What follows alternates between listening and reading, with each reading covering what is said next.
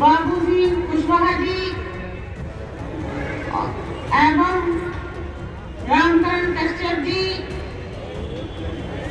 एवं अन्य अतिथिगण।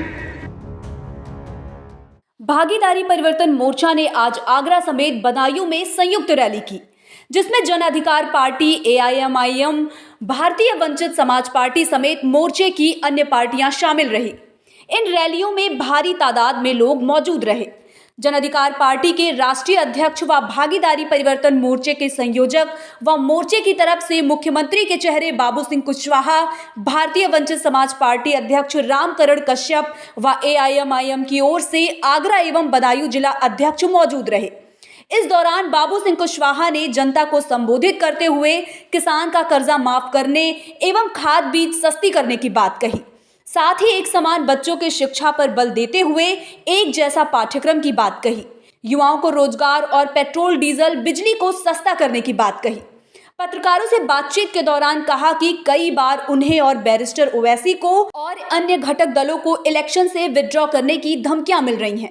और क्या कुछ कहा बाबू सिंह कुशवाहा ने, आइए हम आपको दिखाते हैं। कुशवाहा जी, बताइएगा कि आज आप यहाँ आए और आपने ये बड़ा जिक्र किया कि ओवैसी जी को ये मोर्चा बनाने के बाद धमकी मिली और उन्होंने इसका जिक्र 3 दिन पहले किया। ओवैसी साहब को धमकी 3-4 दिन दी गई लगातार। उन्होंने इस घटना के 3 दिन पहले मुझसे जिक्र किया था।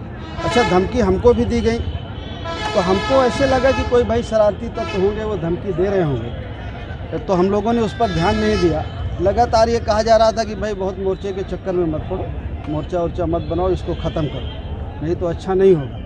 तो वैसे साहब ने मुझे बताया, मैंने भी बताया कि भाई हम लोगों को धमकियाँ तो दी जा रही हैं, लेकिन हम लोगों ने उससे अवॉइड किया। लेकिन उसके बाद तो उनके साथ घटना हो गई। प्लान करके वो जानते थे कि टोल प्लाजा पे गाड़ी धीमी होती है, रुकती है, तो घात लगा के बैठे थे। और सबसे बड़ी बात तो ये कि उन्होंने रेकी की। उनकी सहारनपुर मीटिंग में थे, वो मेरठ मीटिंग में थे, मुरादाबाद मीटिंग में थे, रेकी करके उन्होंने ये हमला किया। तो ये क्या लगता है आपको, किसकी साजिश है? देखिए, जो 2 लोग पकड़े गए हैं तो उनकी फ़ोटो कुछ लोगों ने बताई कि कुछ सत्ता पक्ष के लोगों के तरफ इशारा था, लेकिन ये जांच का विषय है। जांच करके जो उसके पीछे साजिश है उसका खुलासा होना चाहिए और सख्त कार्रवाई। तो देखिए, लोकतंत्र में हिंसा की कोई जगह नहीं। हमें पूरा भरोसा है कि जिन लोगों ने गोली चलाया है उनका जवाब लोग बटन दबा करके, भागीदारी परिवर्तन मोर्चा के पक्ष में बटन दबा के हमारे प्रत्याशियों को जिता करके उस गोली का बदला लोग देंगे। अच्छा, ओवैसी साहब को जो सुरक्षा दी गई उसको बताया जा रहा है कि ओवैसी जी ने लेने से भी मना कर दिया, जबकि ऐसे टाइम पे तो सुरक्षा लेनी चाहिए थी। देखिए, ओवैसी साहब पहले भी सुरक्षा नहीं रखते थे। वो अपनी बात कहते हैं और बात कहने को सबको आज़ादी है लोकतंत्र में।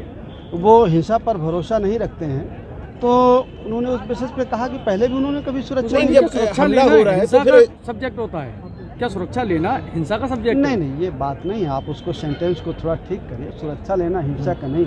मैं ये कह रहा हूँ, लोकतंत्र में हिंसा की कोई जगह नहीं है।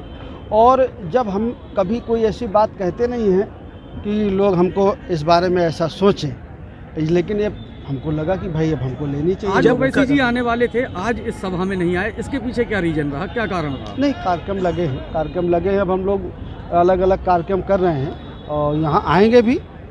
अभी उनके भी प्रोग्राम लगेंगे यहाँ। हमारे सबके दोनों के सब प्रोग्राम होंगे। आपकी जो पार्टी है कितनी सीटों पर लड़ रही है? देखिए, हमारी पार्टी जो लड़ रही है लगभग 250 सीटों पे लड़ रही है।